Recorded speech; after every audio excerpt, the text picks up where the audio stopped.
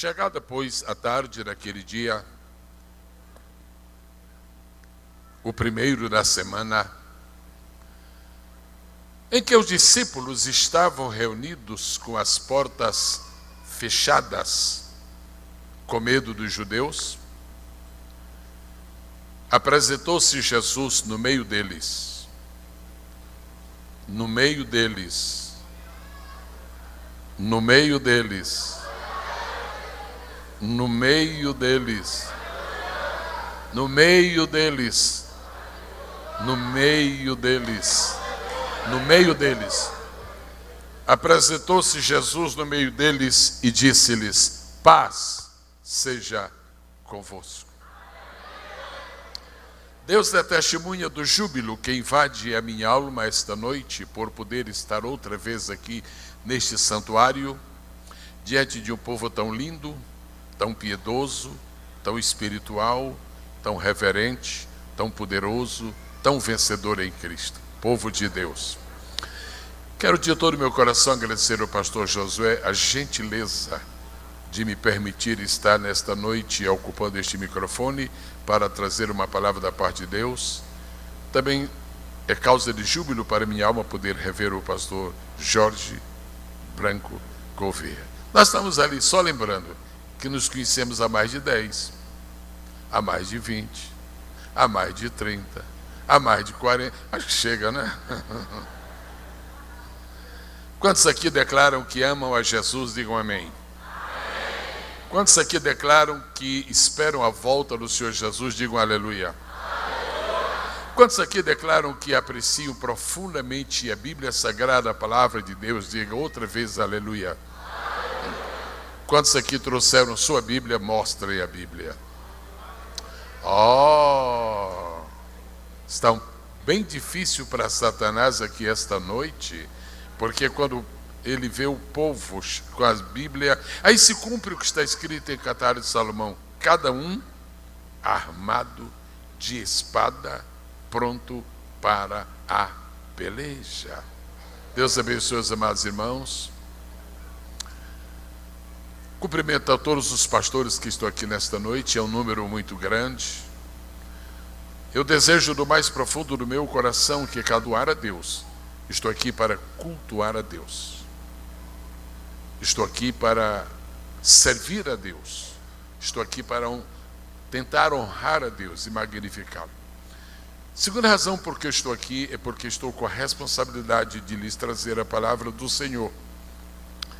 Eu queria dizer aos mais jovens que, independentemente dos anos que se passam na nossa vida, pregar o Evangelho é sempre um desafio.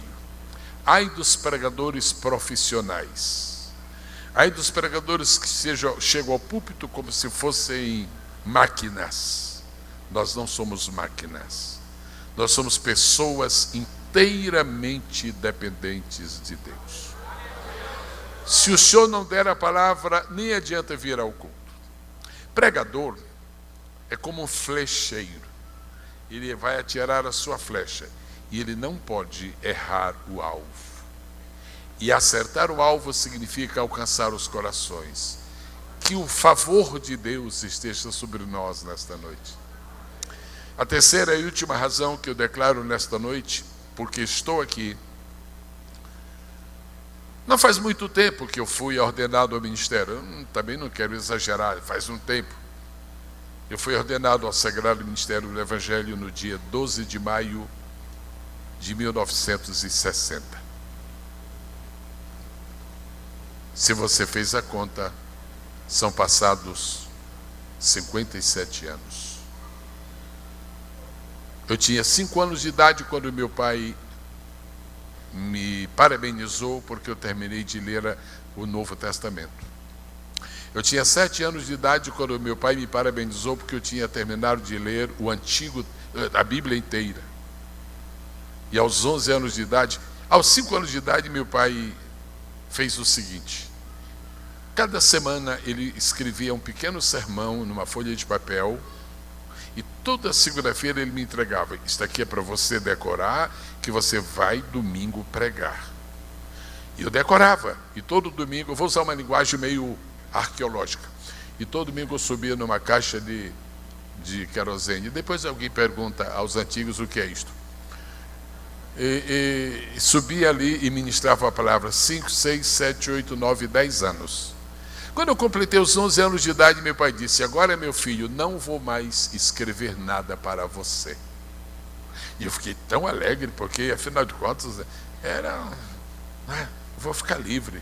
Ele olhou para mim e disse: eu sei por que você está assim eufórico. Você está pensando que acabou. Eu disse: não, agora eu não vou escrever mais. Agora Deus vai lhe dar a palavra. Eu queria dizer humildemente que eu prego o Evangelho desde os 11 anos de idade. Mas eu queria dizer nesta noite, cada vez que eu tenho que pregar, eu preciso demais do Senhor. Nesse tempo que se passou, eu comecei a fazer anotações. Meu pai não deixou fortunas para mim nem para minha irmã, somos gêmeos. Meu pai não acumulou bens materiais. Meu pai nunca investiu na bolsa de valores. E por isso não houve herança para passar para mim. Mas o legado que ele me deixou vale mais do que diamantes. O amor à palavra de Deus. Meu pai leu a Bíblia toda 260 vezes. Quantas? E eu sei disso porque quando ele passou para o senhor, ele nunca dizia quantas vezes havia lido. Mas quando ele passou para o senhor, nós fomos às anotações, ele anotava tudo. É a última vez que ele terminou de ler, ele disse: terminei de ler hoje a Bíblia pela 260ª vez, 260 vezes. Seria a maior das injustiças eu não amar um livro que foi a bandeira de meu pai. Seria uma grande justiça se eu não tentasse imitá-lo, não nessa quantidade de vezes, nunca o alcançarei, mas eu louvo a Deus por isto. E ao longo do tempo eu fui tomando nota, li um versículo, alguma coisa que Deus falava, anotava. Você sabe que se você anota alguma coisa e você não joga fora, vai fazer uma pilha. E daqui a pouco eu já estava com uma caixa de anotações. Mas depois uma caixa era pouco, aí já eram várias caixas. Nas muitas mudanças, eu não me mudei tanto, tem gente que se muda muito, eu não. Eu só me mudei, eu e minha esposa só nos mudamos até hoje 23 vezes, somente.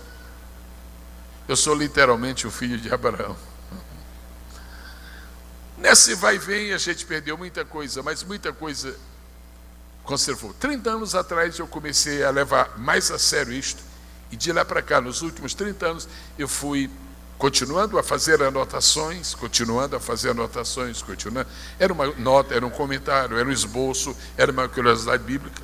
Finalmente reuni 3.500 dessas anotações e decidi pô-las dentro de uma Bíblia. Mas aí a Bíblia ia ficar desse tamanho assim. É melhor ir para uma gráfica. E o pastor Silas Malafaia aceitou o desafio de transformar isto em uma Bíblia.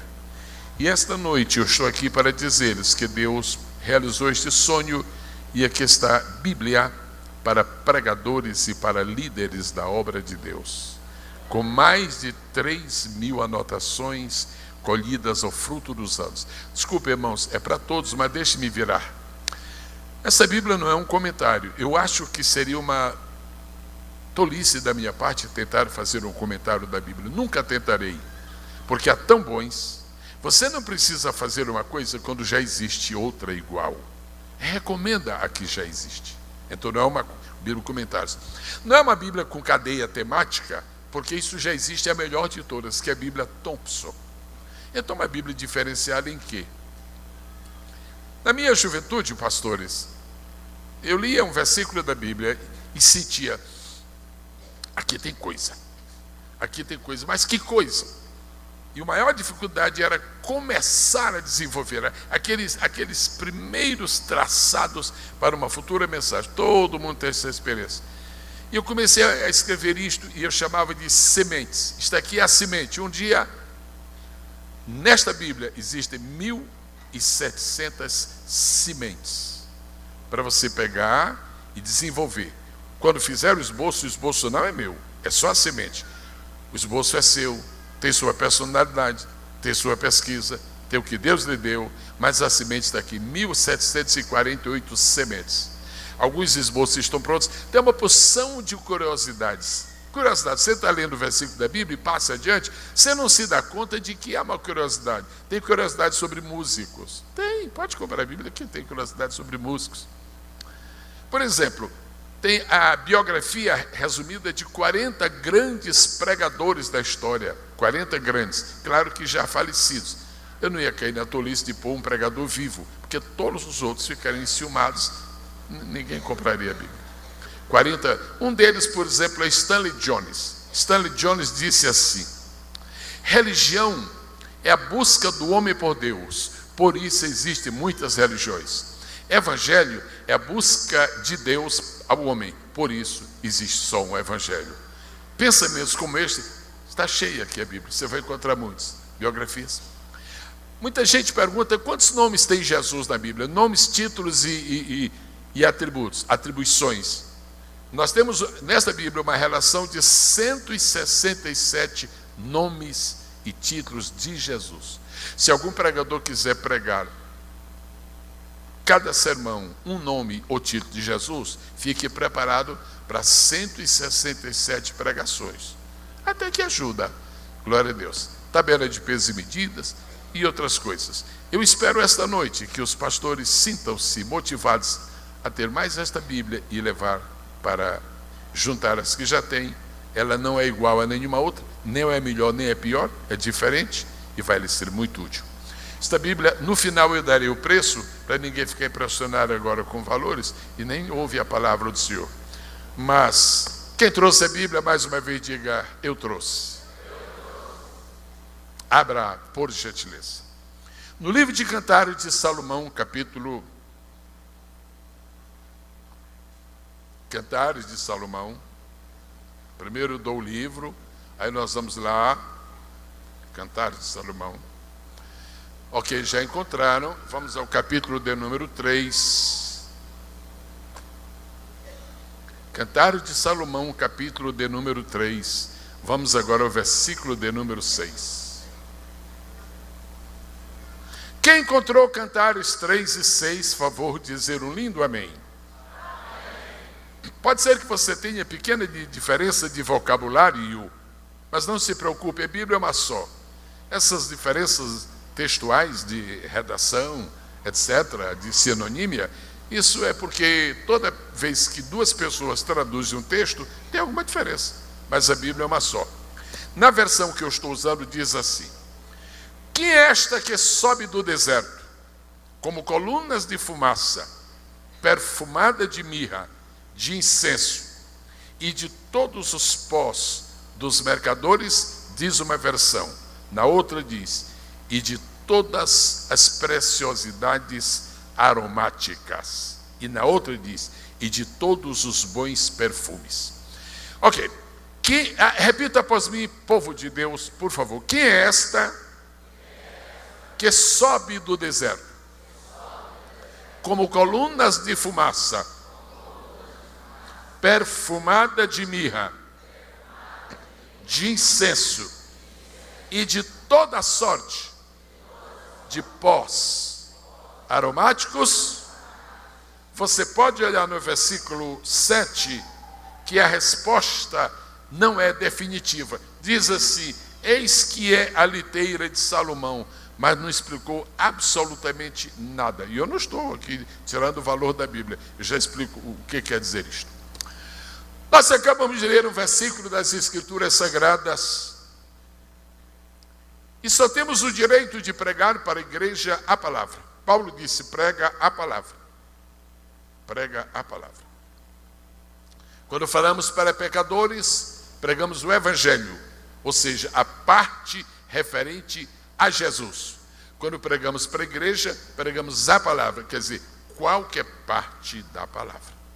Então pregamos a palavra e pregamos o Evangelho. Evangelho é a parte da palavra que aborda a salvação. Palavra é todo o conteúdo da Escritura Sagrada, de Gênesis a Apocalipse. Nós nunca pregaremos no ar livre, numa cruzada evangelística, uma passagem sobre dízimo. Pertence à palavra, mas não é o evangelho. Agora, quando pregamos para a igreja, podemos pregar qualquer parte, porque é mais do que o evangelho, é toda a palavra. Deus decidiu, quando ele resolveu que houvesse um livro chamado Bíblia, Deus decidiu que só haveria na Bíblia 3 livros femininos. Quantos? Só 3. Porque bastariam 3 para cumprir o seu propósito. Há uma ordem cronológica nesses 3 livros e há uma ordem teológica. Há uma ordem espiritual. Do ponto de vista da cronologia, é uma ordem. Agora, do ponto de vista da teologia, do propósito específico de Deus para aqueles livros, a ordem é a seguinte. Primeiro livro feminino, Ruth.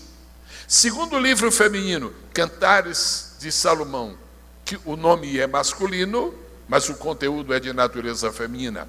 Terceiro livro, Esther. Vamos lá juntos. Ruth, Cantares, Esther. Só a igreja, bem bonito. 1, 2, 3. De lá para cá. 3, 2, 1. Só mais uma vez. 1, 3, 2. 1, 3, 2. 1, 3, 2. Aleluia! Beleza, beleza. O livro de Ruth é a história de uma senhora gentia que se casou com um judeu. Este é o resumo do livro. Nós somos gentios e Jesus, quando esteve neste mundo, era um judeu. Então, nós somos Ruth e Boaz simboliza Jesus. Então, Ruth se casando com Boaz é a igreja do Senhor indo para as bodas com Cristo. Esther é a história de uma moça imigrante que veio de outra terra e que chegou num país onde havia uma rainha, mas a rainha desobedeceu ao rei e o rei pô-la de lado, destronou-a. E uma outra pessoa entrou no lugar da rainha, aquela moça que veio de outro país, uma estrangeira. A moça que era estrangeira e que ocupou o lugar de rainha é a igreja do Senhor. A Bíblia diz que nós somos estrangeiros. Nós entramos no lugar de quem? Entramos no lugar de Israel. Israel é Vasti, nós somos Esther e o rei é Jesus. Mas agora sobrou um livro. O livro que sobra é Cantares de Salomão. Cantares de Salomão é a história de uma jovem que aparece na Bíblia no campo, nos campos. E se apaixona por um moço que tinha 2 qualidades principais. Era pastor e era também rei. O lugar onde o pecador se encontra e aonde a igreja vai para abrir um trabalho e depois forma uma igreja, se chama campo. É o campo de Vila Nova, é o campo de Campinas, é o campo deste, é o campo daquele. O campo. A igreja está no campo. E esse moço por quem a igreja se apaixona só pode ser Jesus, que é pastor e que é rei. Bendito seja o nome do Senhor. Quando nós terminamos de pôr essas 3 histórias juntas, nós descobrimos que há uma escada, uma ascensão, um progresso. Ruth, a igreja se encontrando com Cristo. Ou Ruth, a igreja se aproximando de Cristo. Cantares de Salomão, a igreja amando a Cristo. Ou, se quiserem, a igreja apaixonada por Cristo.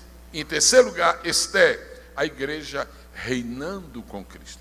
Essas são as 3 fases da igreja. Primeiro, nós nos encontramos com ele, porque nós nem o conhecíamos. Depois, literalmente, nos apaixonamos por ele. E um dia, nós reinaremos com ele. Qual é o problema que existe? É que muita gente quer reinar com Cristo sem estar apaixonado por ele. É que muita gente quer gozar tudo de Cristo, mas não é capaz de fazer nada por ele, nenhum sacrifício. Chove, não vou à igreja. Você não é de Cantares de Salomão, você é de outro cantar.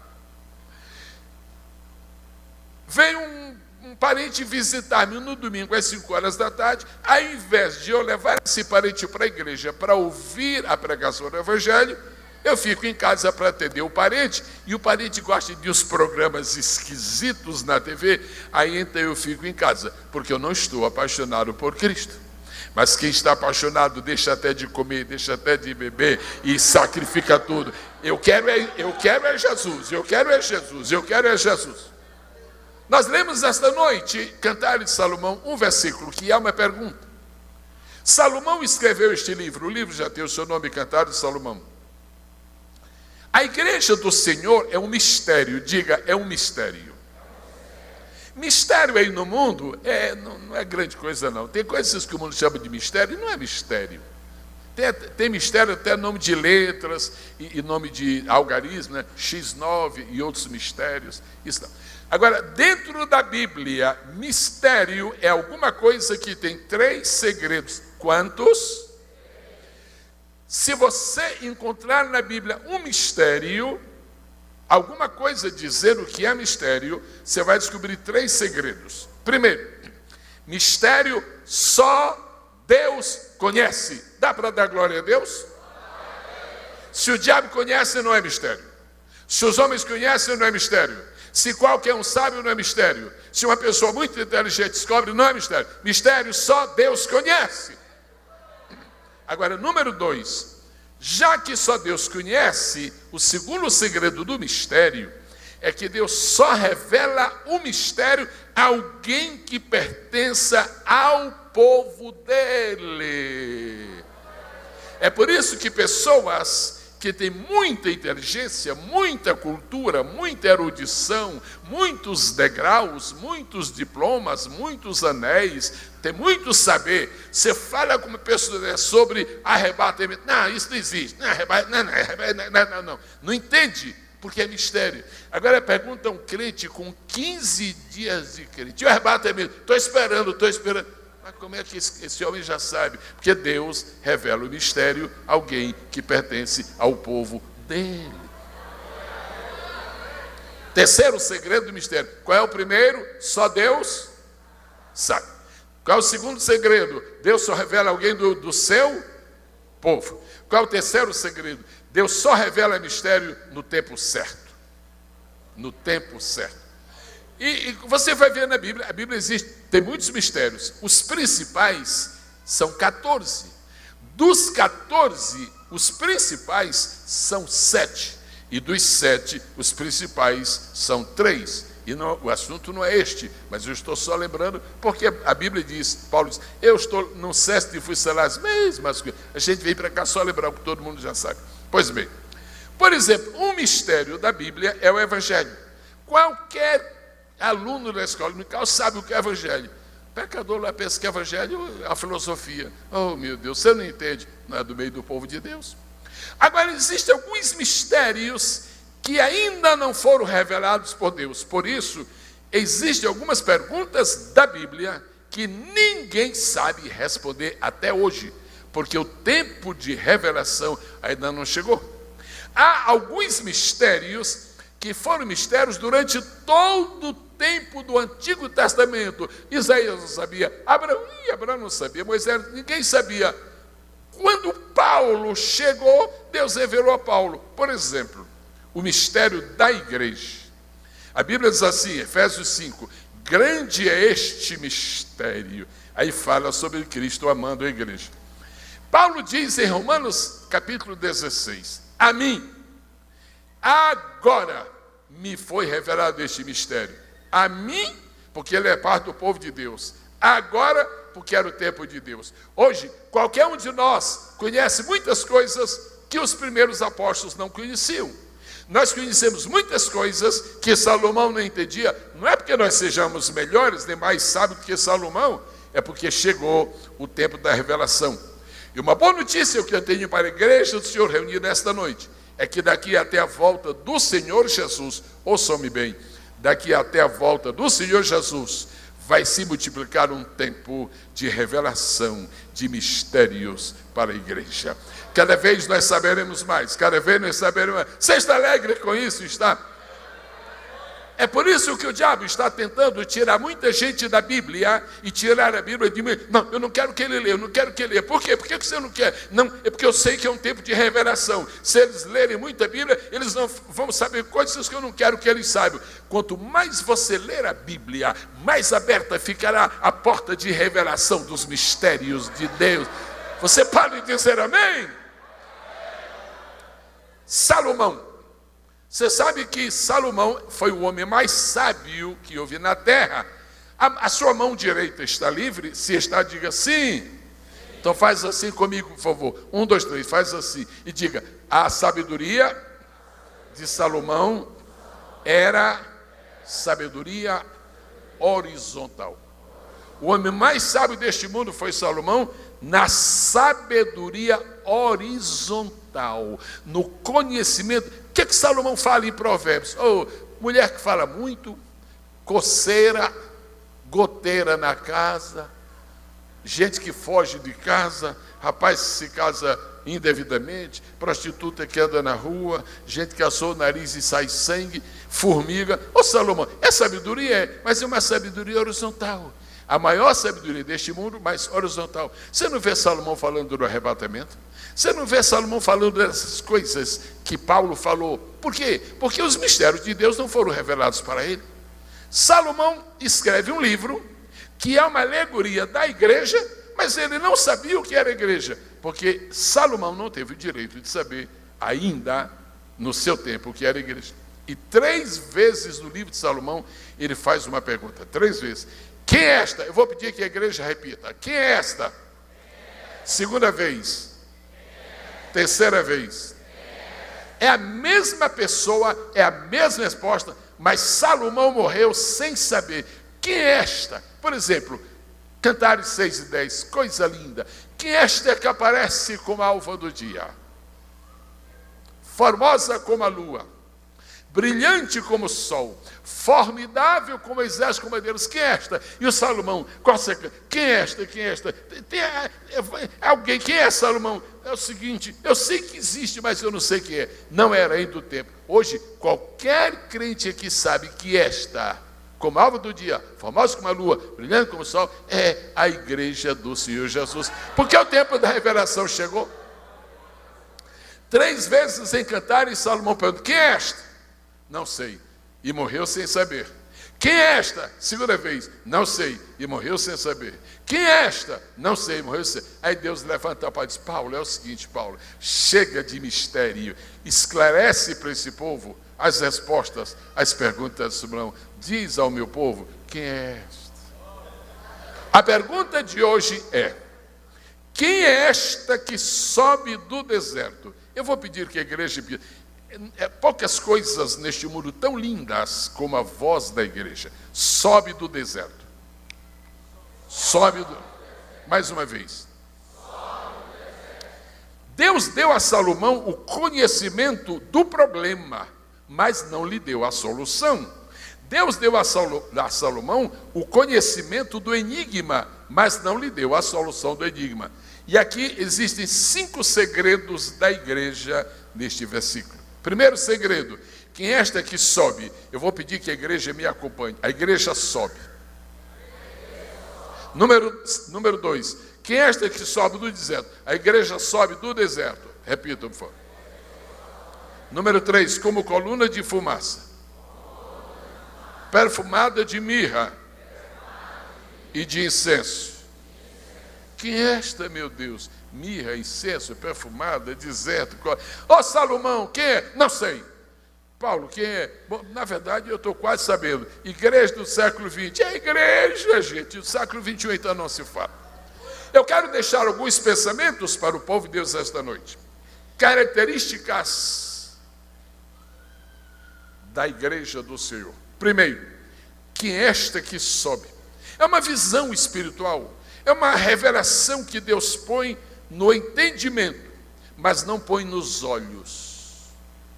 Alguns profetas sabiam, mas não viam. Outros viam, mas não sabiam. Hoje Deus quer que nós vejamos e saibamos, porque o tempo da revelação é chegado. Primeira coisa que a igreja tem que ser, nesta palavra de Cantares de Salomão: quem é esta que sobe? Eu vou pedir que os homens, só os homens, quem é esta que sobe? Irmãos, fale o mais bonito que puderem, porque depois dos irmãos vão vir as irmãs, vai ser uma feio. Ok, vamos lá, os homens. Quem é esta que sobe? 1, 2, 3. Bom, irmãs, a coisa agora vai apertar. As irmãs falem: quem é esta que sobe? Bom, me parece que os homens falaram mais alto, mas também me parece que as irmãs falaram mais bonito. Aleluia. Quem é esta que sobe? Primeira característica da igreja é esta: a igreja não vive descendo, a igreja vive subindo. Você pode sofrer o que você sofrer, você pode amargar o que você amargar, você pode enfrentar as dificuldades que você enfrentar, mas quando alguém conversa com você, diz: esse irmão está como dizem lá em Minas, esse irmão está na pindaíba, ele está nas últimas, ele não tem nada, mas ele está assim, ele está assim, sabe o que quer dizer? Ele está assim, ele está subindo, ele está assim, ó, ele está assim, ele está subindo, ele está subindo. Deus te chamou para esta casa para tu parares de descer e começares a subir. Quem é esta que sobe? Nosso pai na fé se chamava Abraão. Se lembram dele, diga: eu me lembro. Claro, a gente conhece Abraão, só falta ver o rosto dele, e será para cima. A Bíblia diz em Gênesis capítulo 13, versículo 19, é o seguinte: Abraão desceu ao Egito. Quando a Bíblia diz que Abraão desceu, foi só no dia que ele desceu ao Egito. O homem que Deus tirou de Ur dos Caldeus, o homem que Deus destinou para conhecer pela primeira vez Canaã, o homem que Deus destinou para ser o pai da fé, uma vez ele desceu ao Egito.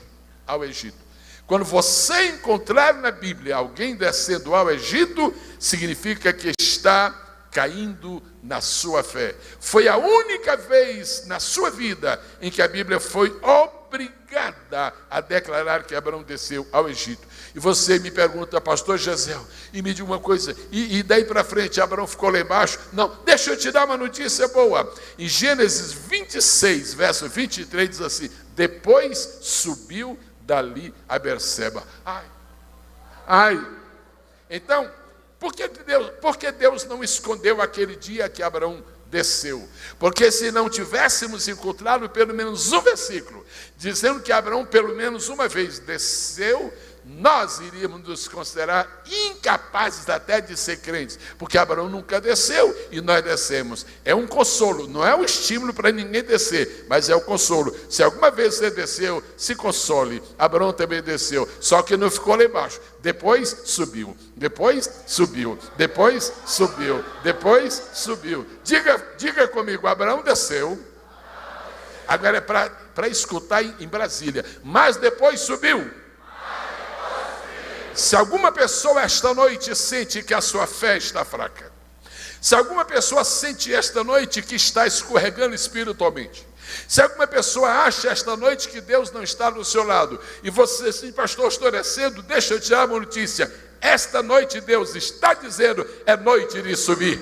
É noite de subir, é noite de subir, porque quando Salomão não sabe o que é, mas ele está vendo aquilo, ele diz: quem é esta que sobe? Eu vou fazer esta pergunta: quem é esta que sobe? E as pessoas que se identificam com a resposta, então vou dizer: sou eu, tá bom? Não diga somos nós, assuma só a sua responsabilidade. Irmãos, aqui em Vila Nova, quem é esta que sobe? Quem é esta que sobe? Agora eu vou parar de ficar perguntando, eu também vou dizer: quem é esta que sobe? Sou eu. Nós somos as pessoas que Deus destinou para não ficarem embaixo, para subirem. Os irmãos se lembram da parábola do bom samaritano? Se lembram? As primeiras palavras da parábola do bom samaritano são estas. Jesus disse: meus amigos, descia um homem de Jerusalém para Jericó. Repita após mim: descia um homem de Jerusalém para Jericó. Existem 3 regiões na Bíblia, 3 elementos geográficos da Bíblia que significam negativamente o mundo, etc, etc. Número 1 é o Egito. Quem vai para o Egito, desce. Agora, número 2 é Jericó. Jericó é símbolo de maldição. Descia o homem de Jerusalém para Jericó. O outro é Sodoma. Quando você encontrar na Bíblia Egito espiritual, é embaixo. Jericó espiritual, é embaixo. E Sodoma espiritual. Agora, a notícia boa é que Deus nos tirou do Egito, nos tirou de Jericó e nos tirou de Sodoma. Quem está livre do Egito, Jericó e Sodoma, levanta as 2 mãos aí, por favor. Bom, já que você levantou as 2, aperta uma na outra, por favor. Isto, aplauda, é isto mesmo, pode aplaudir.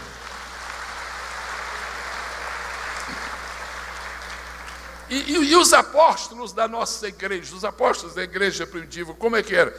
Atos capítulo 3. Em Atos capítulo 1, os apóstolos estão orando ao Senhor durante 10 dias. Em Atos capítulo 2, na primeira parte do capítulo, desce o Espírito Santo, é o dia de Pentecostes. Em Atos capítulo 2, na segunda parte do capítulo, Pedro prega o grande sermão. Em Atos capítulo 3, a igreja já existe. Como foi que a igreja começou? Como foi que a igreja começou? Atos 3:1 diz assim: Pedro e João. Quem se lembra? Pedro e João. Mais alto. Pedro e João. Pedro e João. Pedro e João. É assim que a história da igreja começa. O Pentecoste cai no capítulo 2, no capítulo 3 já está dizendo o efeito Pentecoste. Pedro e João subiu. Quem experimenta o Pentecoste não fica mais embaixo. Quem experimenta o Pentecoste já começa a sonhar com o que está em cima, e a vida dele, a vocação dele, a corrida dele é para cima. Pedro e João subiam juntos, a hora ao templo, a hora da oração, a hora nona. E um dia, o Senhor deu para o apóstolo Paulo um telescópio espiritual. Põe aí, Paulo. E Paulo pôs aquele telescópio espiritual e disse: o que você está vendo? Olha, estou vendo uma coisa tremenda. Estou vendo uma multidão de pessoas. Multidão, mas é muita gente. Como é que eles estão? Estão sentados. Onde é que eles estão sentados? Senhor, eu posso escrever? Pode. Aí Paulo escreve: bendito Deus e Pai de nosso Senhor Jesus Cristo, o qual vos assentou nas regiões celestiais. De tanto subir, chegamos às regiões celestiais. Isso não é o céu de cima, é as regiões celestiais, que significa acima do chão, acima da miséria da terra, acima dessa vida profana aqui embaixo. Seu corpo está sentado nestes confortáveis assentos deste templo, desta igreja, mas seu espírito não está. Seu espírito está nas regiões celestiais. Está nas regiões celestiais. Você sente que você está em cima. Pastor Gesiel, como é que a gente sabe? Como é que eu sei se eu estou indo bem na vida cristã? Eu vou lhe dar uma ideia. Você sabe como é que é carro novo, não sabe? Mais ou menos. Se eu não sei o meu, eu sei do vizinho. É o seguinte: carro novo é assim. Você, aqui pega na chave. Alguns já não precisam mais nem de chave, mas vamos considerar os que precisam. Ok, você faz na chave assim. Ok, quando eu fizer esse movimento, você faz aí com a sua boca o que aconteceu com o carro. Isso aqui é a chave de ignição. Já ligou. Mas peraí, de novo. Mas é rápido assim. Há crentes que são assim, irmãos. Eles estão tão alto, estão também, que quando eles já dizem assim: Pai Nosso, já pegou. Agora tem os meus irmãos.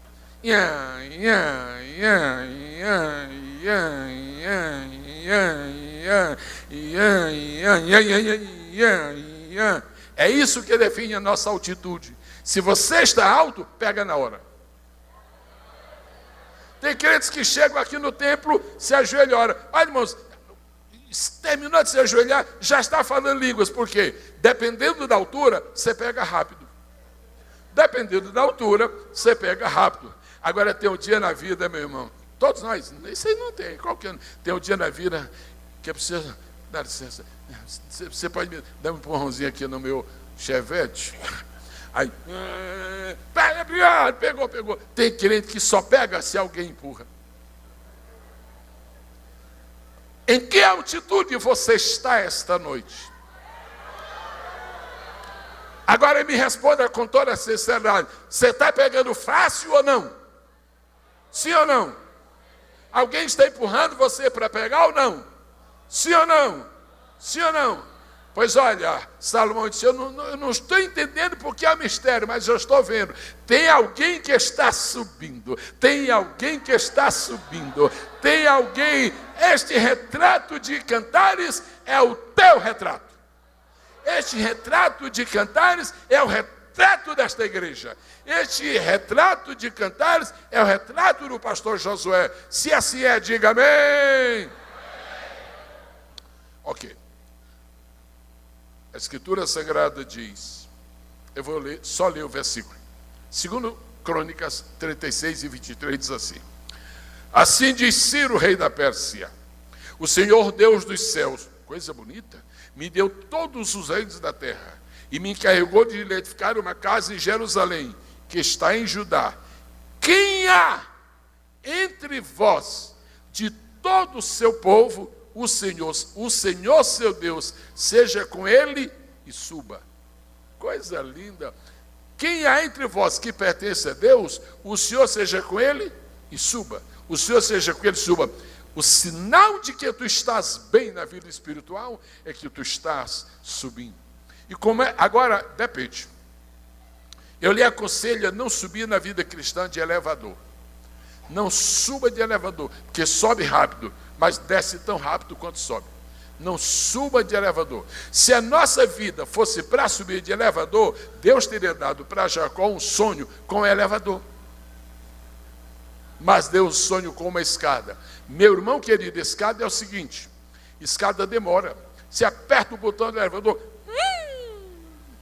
já estou no 10º, vocês aí embaixo, já estou no 10º. Não suba da vida espiritual de elevador. Por quê, pastor? Primeiro, quem sobe de elevador, sobe fechado, sobe entregado. Ou seja, quem sobe de elevador, perde a liberdade.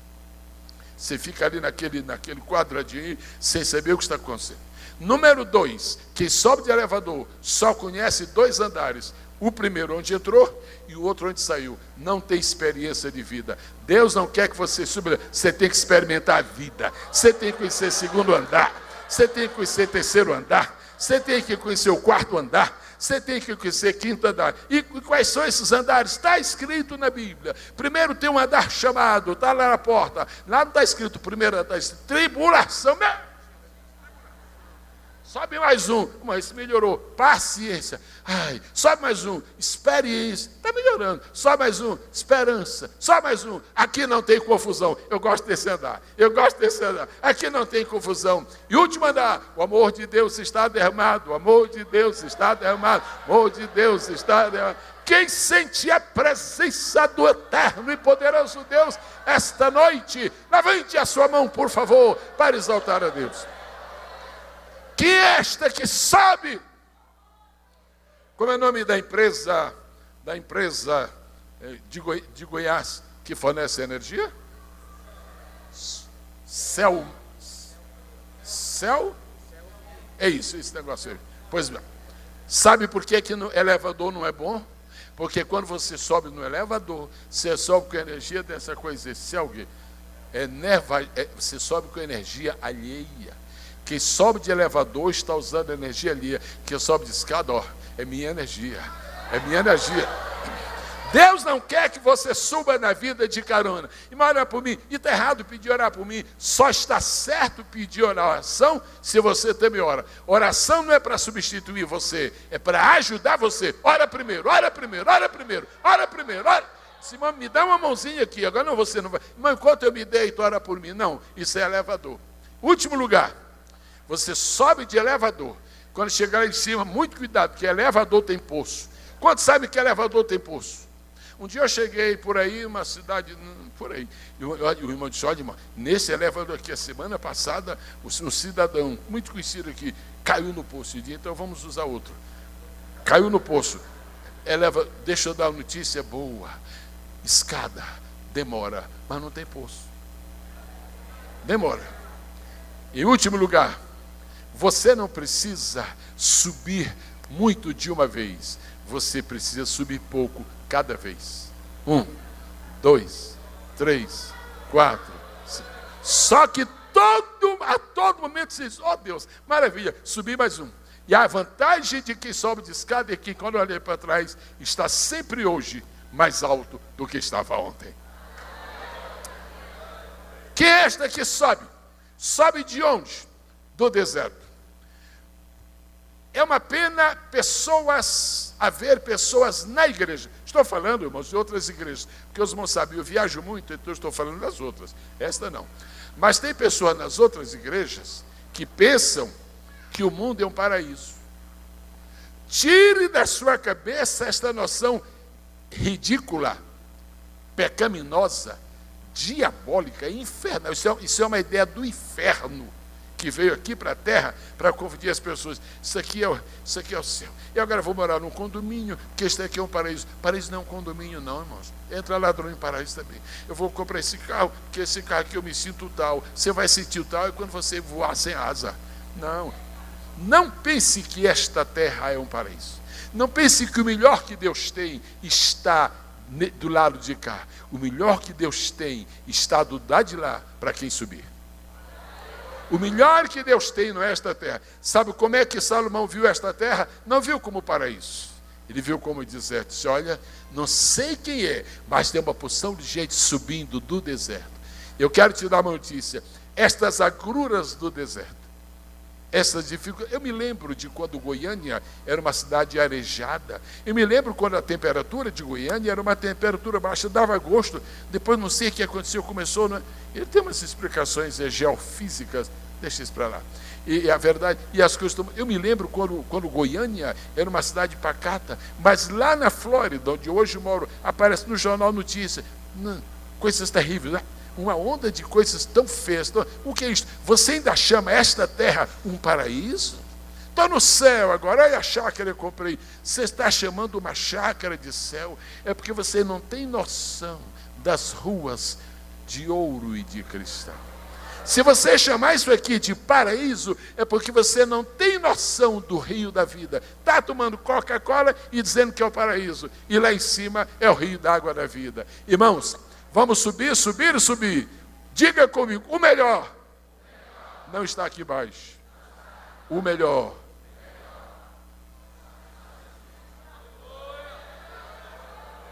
E se o melhor está lá em cima, só existe um remédio. Qual é? Subir, subir, subir. Se o melhor está lá em cima. Então, Salomão, você não está entendendo, não estou entendendo nada, mas estou vendo. E esse povo está subindo de onde? Olha, é o seguinte, não sei quem é, mas estou vendo, está subindo do deserto. Seu bom salário, seu bom carro, seu bom estilo de vida, não pense que isto é o melhor que você pode conseguir. O melhor que você pode conseguir, você ainda não conseguiu. O melhor que você pode conseguir, você conseguiu para o seu espírito. Mas não é tudo o que Deus tem para você. Lá em cima. Lá em cima. Não perca a visão do céu. Não seja materialista. Não se apegue a dinheiro como se dinheiro fosse a coisa melhor desta vida. No céu não existe banco, no céu não existe bolsa de valores, no céu não existe nada daquilo que os homens acham que é importante, que é fantástico. Por isso, nosso dever é subir. Se alguma pessoa quer fazer uma declaração para deixar o diabo nervoso, diga, peraí, fica sabendo que o diabo vai ficar nervoso. Eu não vou parar de subir. E de tanto subir, a igreja vai subir no arrebatamento e vai chegar lá em cima. Eu tomei bastante tempo com esta primeira expressão do versículo, já não me resta mais tempo para prosseguir, mas eu vou dar somente uma rápida pincelada sobre o restante, e eu sugiro que cada irmão e cada irmã depois volte a pensar neste versículo. Repita após mim, por favor. Quem é esta que sobe do deserto? Perfumada de mirra. Mirra. Mais uma vez, mirra. O que é mirra? É um perfume. O que é mirra? É uma essência. O que é mirra? É uma resina. O que é mirra? É uma goma. Mas de onde vem essa tal de mirra? É o seguinte: os mercadores descobriram uma certa árvore e deram golpes na árvore. Quando deram golpes na árvore, aí saiu aquela resina. Que é isso? E deram mais golpes. Enquanto a árvore estava inteira, não havia perfume. Na hora que a árvore foi golpeada, o perfume saiu. Tuas tribulações, Deus permite, não é para te torturar, é porque vai sair perfume. A Bíblia Sagrada diz que nós amadurecemos na tribulação. Nós amadurecemos no sofrimento. Você sabe a diferença entre o crente que nunca sofreu e outro que já sofreu. Os crentes que já sofreram, eles têm uma história para contar. Se você nunca tivesse tido uma tristeza na vida, você nunca ia entender como é que o Espírito Santo é consolador.